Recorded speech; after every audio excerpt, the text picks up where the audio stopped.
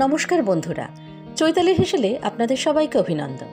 আজ আমি কাঁঠালের দানার ডাল কি করে তৈরি করবেন সেই রেসিপিটাই নিয়ে এসেছি। কিভাবে তৈরি করছি তাহলে আসুন দেখে নিন। এখানে আমি কাঁঠালের যে দানাগুলো থাকে সেই দানাগুলোকে প্রথমে আগে খুব ভালো করে শুকিয়ে নিয়ে এর খোসাটা ছাড়িয়ে নিয়েছি। এবার আমি নেক্সট স্টেপে আসছি। এখানে আমি একটা সসপ্যান নিয়েছি। এই সসপ্যানের মধ্যে প্রথমে কাঁঠালের দানাগুলো দিয়ে দিলাম। এবার এই দানাগুলো যাতে সুন্দরভাবে ভিজে যেতে পারে সেইভাবে জলটাকে দিতে হবে। এবার আমি গ্যাসটাকে অন করে দানাটাকে খুব ভালোভাবে সেদ্ধ করে নিই। 5 মিনিট ধরে আমি খুব ভালোভাবে দানাগুলোকে সেদ্ধ করে নিলাম। দেখুন দানাগুলো খুব ভালোভাবে সেদ্ধ হয়ে গেছে। আমি দেখাচ্ছি কিভাবে দানাটা সুন্দরভাবে সেদ্ধ হয়েছে। দেখুন একদম নরম মোলায়েম তৈরি হয়ে গেছে। এই অবস্থায় আমি গ্যাসের সুইচটাকে বন্ধ করে দিচ্ছি আর দানাগুলোকে ঠান্ডা করে মিক্সিতে বেটে নিচ্ছি। দেখুন কাঁঠালের বিচিগুলোকে সেদ্ধ করার পর মিক্সিতে আমি বেটে নিয়েছি, ঠিক এই রকম বাটা হয়েছে। এটাকে আমি একটা বাটিতে ভরে রেখে দিচ্ছি এবং তারপরে নেক্সট স্টেপে আসছি। এবার আমি একটা মিক্সিং জার নিয়ে নিলাম।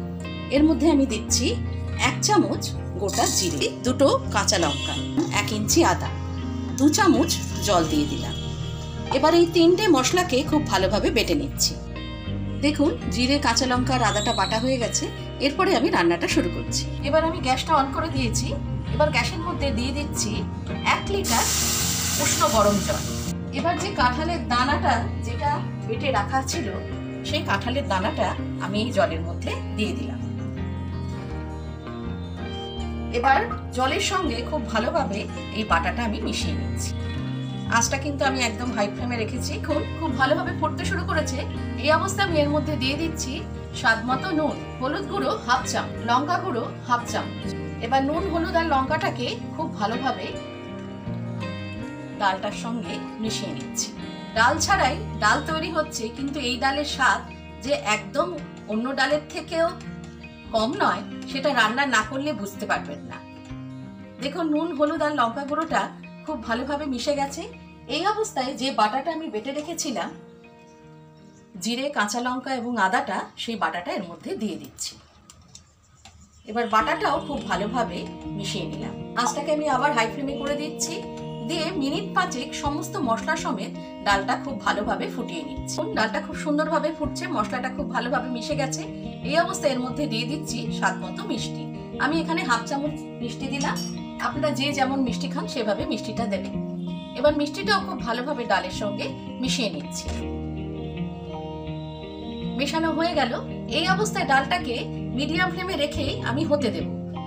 ওদিকে ডালটা মিডিয়াম ফ্লেমে রেখে আমি ফোটাচ্ছি আর এদিকে একটা ফোড়ন তৈরি করে নিচ্ছি।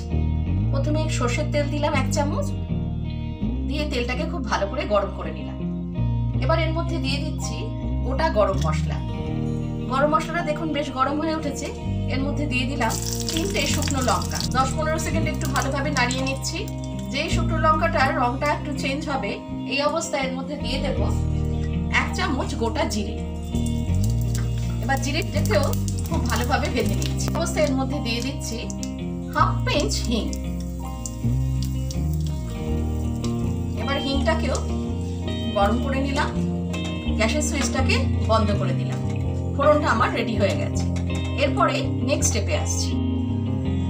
দেখুন ডালটা খুব সুন্দরভাবে তৈরি হয়ে গেছে। আমি 5 মিনিট মতো ডালটাকে মিডিয়াম ফ্লেমে রেখে খুব ভালোভাবে ফুটিয়ে নিলাম। এবার যে ফোড়নটা তৈরি করেছিলাম সেই ফোড়নটা আমি ডালের মধ্যে দিয়ে দিচ্ছি। এবার ফোড়নটা খুব ভালোভাবে মিশিয়ে নিচ্ছি ডালের সঙ্গে। আঁচটা কিন্তু আমি একদম হাই ফ্লেমে রেখেছি। যেই ফুটতে শুরু করবে তখন ওর মধ্যে দিয়ে দিচ্ছি 1 চামচ ঘি। ঘিটাকেও খুব ভালোভাবে মিশিয়ে নিচ্ছি। বাড়িতে ডাল নেই কোনো সমস্যা নেই, এইভাবে কাঁঠালের দানা বেটে রেডি করে রেখে দেবেন। আর কোনো গেস্ট আসলে বা ইচ্ছে হলো যে ডাল নয় কিন্তু ডালের মতো অন্যরকম কিছু খাবো, তখন এটা তৈরি করতেই পারেন। মুখের স্বাদ বদলাবে আর খুবই উপকারী। খুব ভালোভাবে ফুটছে। এই অবস্থার মধ্যে দিয়ে দেবো 1 চামচ গরম মশলা গুঁড়ো।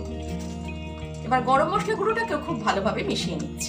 আঁচটা কিন্তু একদম হাই ফ্লেমে রাখা আছে। মশলাটা খুব ভালোভাবে মিশে গেছে। এই অবস্থায় গ্যাসের সুইচটাকে আমি বন্ধ করে দিচ্ছি আর স্ট্যান্ডিং টাইমের জন্য রেখে তারপরে আমি সার্ভ করব। এইভাবে খুব সহজেই কাঁঠালের দানা দিয়ে তৈরি করে ফেলুন ডাল। বাড়িতে ডাল নেই, কোনো সমস্যাই নেই, এইভাবে ডাল তৈরি করুন আর সবাইকে পুষ্টিগুণে ভরপুর ডাল পরিবেশন করুন। আমার আজকের রেসিপিটা যদি আপনাদের ভালো লাগে, লাইক করবেন, শেয়ার করবেন, কমেন্ট করবেন, সাবস্ক্রাইব করতে কিন্তু ভুলবেন না। খুব ভালো থাকবেন।